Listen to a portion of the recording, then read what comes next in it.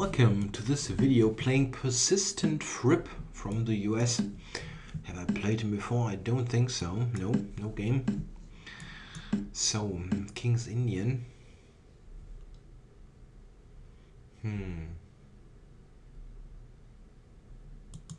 Yeah, let's play the Saemisch. I'm always trying to vary things. And now we probably get a position from the modern Benoni with e6. e6, knight g3. Okay, you can always insert those moves. Oh, okay. Let's see. No, I don't think so. b5 I can safely take with the c pawn. c, b, a, b, bishop, b5.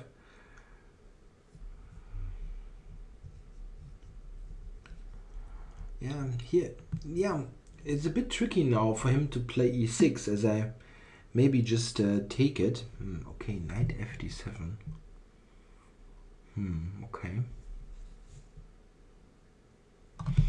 Yeah, I don't really believe he can take on c3. I mean, this looks totally risky. Yeah, I think I can ignore this for the moment. Bishop c3. Maybe knight fd7 intends to play queen b4 at some moment, and then knight e5 or knight b6 to attack the c pawn, but I really have my doubts that you can play like that. Oh, okay, after takes...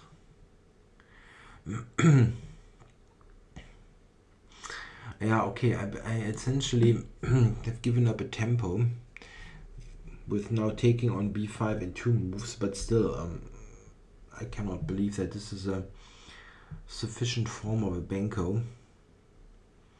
Against this f3 setups, it's sometimes possible, but normally not working, as white has this quick and now he's going h5. This is a wild setup. As normally you manage as white here to put a piece on b5 and keep it there, supported by a4, and the piece on b5 means that your play on the queen side is really hammed. Okay, so bishop d2 simply, or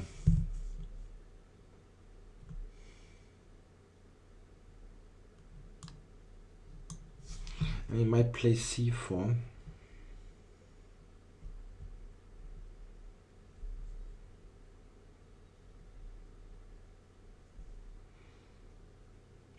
Okay, let's think about this for just a moment. After taking on b5, I also have knight b5, which is quite strong. Maybe go here. The knight on g3 is not very well placed anyway. And if I go to f2, I'm covering the d3 square, which is very useful if he goes c4. And on f2, it blocks the a7 g1 diagonal for potential checks, and it prepares f4, so that no piece can go to g4. Yeah, okay. It makes some sense, this move. And I'm not quite sure what black's move is. I mean, yeah, okay, now I will take with the knight, intending bishop d2 c3. Yeah, that's the ideal post here for this bishop. Oh, I get this in actually, that's nice. Okay, yeah, and now I'm perfectly placed to play f4 and exchange his strong piece here. Yeah, I can even do it now, but first knight f2 looks even more promising, getting this knight back into play.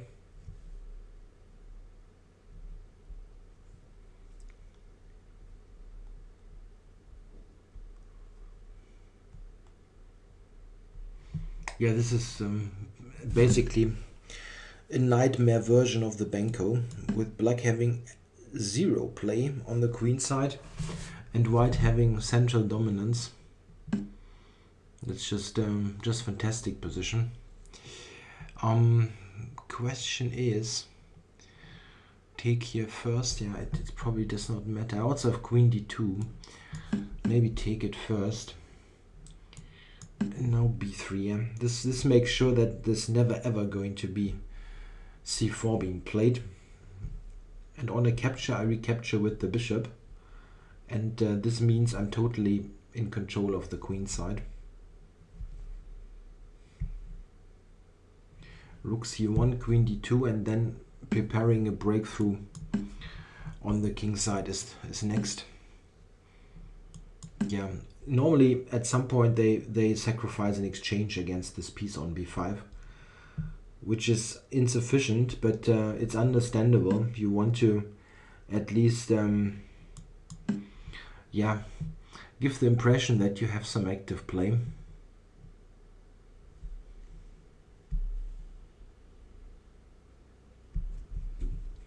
King h1 is because I want to at some point probably move the knight, and I don't want to be in c4 check.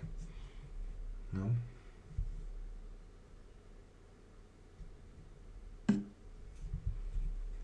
Yeah, okay, probably here protecting d5 and preparing e5. This is the hopefully decisive breakthrough coming.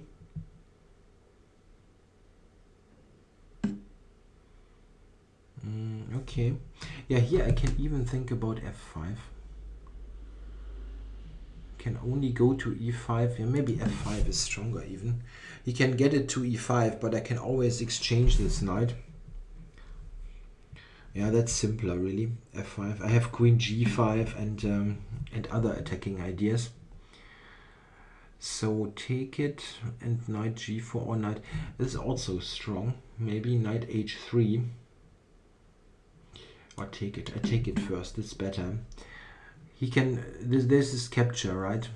I need to have an answer to that. But that's just queen e2. Yeah. Okay. Knight e4. That's just queen e2.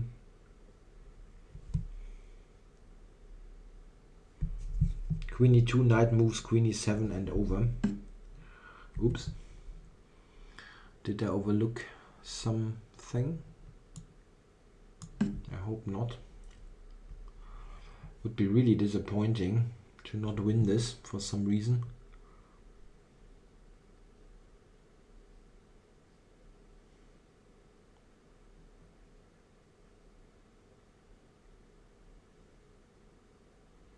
Yeah, I can just take this next move. I mean e7 or e4, one of them. If he wouldn't have taken on e4, my next idea would have been knight g5, e6. Yeah, breaking through on the king side, I guess. Black resigns. Yeah, here if he does not take, there's knight g5 coming. Computer gives this knight g5, bishop c8, rook f2 with +4.